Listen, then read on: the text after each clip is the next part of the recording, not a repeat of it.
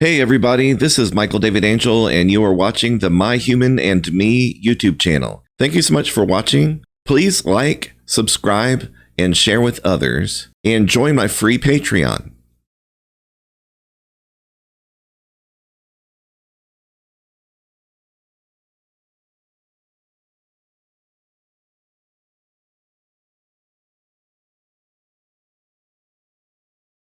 Nearly 95% of college students are using AI for academic tasks, but most universities are still playing catch-up with policies that don't match reality.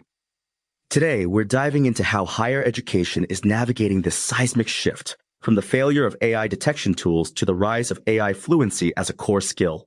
By the end of this episode, you'll understand why the old model of academic policing is crumbling and what's taking its place. Let's start with what's really happening in classrooms right now, because the data tells a pretty striking story.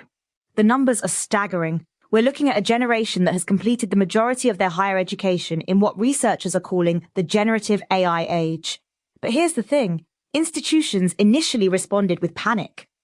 Panic how? What did that look like in practice? Detection software. Universities rushed to deploy AI detection tools, hoping to preserve academic integrity through technical policing. But this approach has proven both computationally flawed and pedagogically corrosive. Wait, pedagogically corrosive? That's a strong phrase. It creates what researchers describe as a policing atmosphere. Students report feeling constantly under suspicion, which fundamentally damages the bond of trust between educator and learner. And these detection tools aren't even accurate, right? Exactly. They suffer from high rates of false positives, particularly impacting non-native English speakers or those with specific writing styles.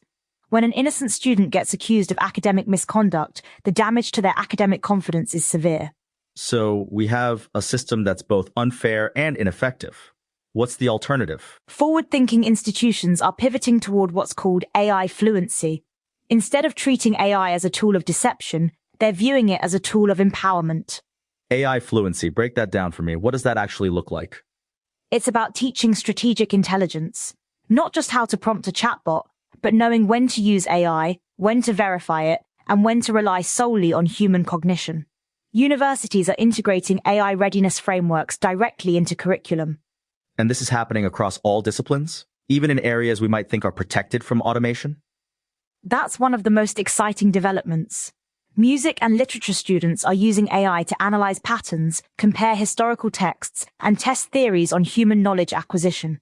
It elevates classroom discourse from rote recitation to high-level critical analysis. So instead of banning AI, they're using it as a sparring partner? Precisely. Whether generating counter-arguments for debates or creating challenging practice questions, AI becomes a tool for deeper engagement, provided students understand its limitations. But if AI can write a standard essay, doesn't that break traditional assessment completely? It does. And universities are rapidly redesigning their assessment structures. If AI can write a standard essay, then the standard essay is no longer a valid metric of student knowledge. What's replacing it? Departments are implementing strategies that prioritize in-class, oral, or project-based work, oral defenses, collaborative design tasks, real-time demonstrations of skill, formats that require the student to actually be present and engaged. That makes sense, but I'm curious about the flip side. Are students using AI effectively for studying? Absolutely. Students are leveraging AI to create customized, adaptive quiz engines based on their lecture notes. They can optimize study time, focusing on areas where they struggle rather than passively rereading materials.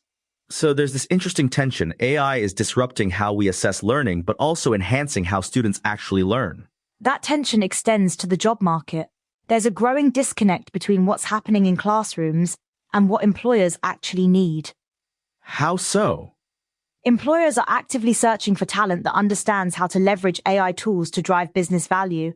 But many universities are still operating under pre-AI assumptions about what skills matter. So we have employers struggling to find workers with the right AI skill set, while universities are still figuring out how to teach those skills?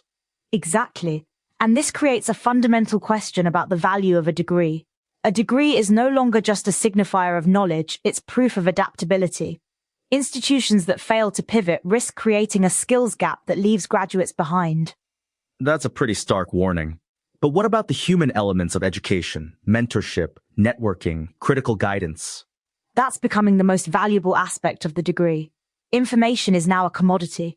The synthesis of that information, the human judgment, the ability to navigate complexity, that's where the value lies. But we can't ignore the equity issues here, right? Not all students have equal access to these AI tools. Absolutely critical point. Not all students have access to the most advanced AI tools or the hardware to run them effectively. Universities that take a leadership role in providing this access will be the ones that succeed. And this is affecting admissions too, isn't it? Yes, admissions departments are using AI to streamline administrative tasks, allowing staff to spend more time on personalized engagement with prospective students. AI-driven personalization is creating more meaningful connections from day one. So we're seeing AI transform not just the classroom experience, but the entire university ecosystem. And there's a clear divide emerging. When you compare AI adoption policies across university systems, you see prohibitionist schools versus innovation-first schools. The schools that thrive will treat AI not as a threat, but as the most powerful lever for innovation they've encountered. Let's get practical for a moment. What should students actually be doing to maintain academic integrity while using these tools? Document everything. Treat AI as a research assistant, not an author. Always critically verify AI-generated claims. The best practice is transparency. Include an AI disclosure statement detailing which prompts were used and how the output was synthesized. And for educators listening, what's the key to making this transition successfully? Focus on the process, not just the product. Shift assessments to capture learning in action. Use AI-generated text as a subject for debate. Ask students to identify errors, biases, areas for improvement. Make AI part of the curriculum, not the enemy of it. There's something fascinating about using AI as a teaching tool to critique AI itself. It's meta, but it works. Students learn to engage critically with AI output, which is exactly the skill they'll need in their careers. They're not just consuming AI, they're becoming sophisticated users of it. And the research shows this is actually making students better thinkers? Early evidence suggests AI-powered tutoring provides always-on support that helps students bridge the gap between high school and university-level coursework. But it supplements, not replaces, instructor interaction. So we're not talking about AI replacing human educators, but augmenting the educational experience. Exactly. The institutions getting this right are the ones that understand AI fluency isn't about the technology, it's about developing critical thinking skills that work with and around that technology. What about the students who are worried about being left behind if they don't embrace these tools? That's a valid concern. The data shows that failing to bridge the gap between education and AI readiness puts graduates at a competitive disadvantage. But the solution isn't to panic, it's to engage thoughtfully. And for institutions that are still in the dection and prohibition phase? They're fighting a losing battle. The emerging consensus is that institutional policy must shift focus from policing to guidance. Instead of asking, did you use AI? The question becomes, how did you use AI responsibly? That's a fundamental shift in mindset. It is, and it reflects a broader truth. We're moving from an information economy to a synthesis economy. The value isn't in knowing facts, it's in connecting them, questioning them, building on them. So when we step back from all this, what's the bigger picture? What does this mean for the future of higher education? We're witnessing the most significant transformation in higher education since the printing press. The institutions that survive and thrive will be those that embrace AI fluency as a core competency, not a threat to their mission. And for students navigating this transition right now? Learn to be transparent about your AI use. Develop critical evaluation skills. Understand that your degree's value now lies in proving you can adapt and synthesize, not just recall information. The human touch, judgment, creativity, ethical reasoning, that's what can't be automated. It sounds like we're not just changing how we teach and learn, we're redefining what it means to be educated. That's exactly right. Education is becoming less about what you know and more about how you think, how you adapt, and how you use tools responsibly to solve problems that don't have clear answers. And that brings us full circle to where we started, that 95% of students are already using AI. The question isn't whether this transformation is happening, it's whether institutions will lead it or be dragged along by it. Precisely. The schools that treat this as an opportunity to innovate rather than a problem to solve will define the next generation of higher education. The rest will become irrelevant.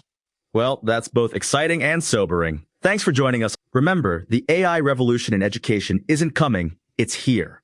The question is whether you're ready to be part of shaping it.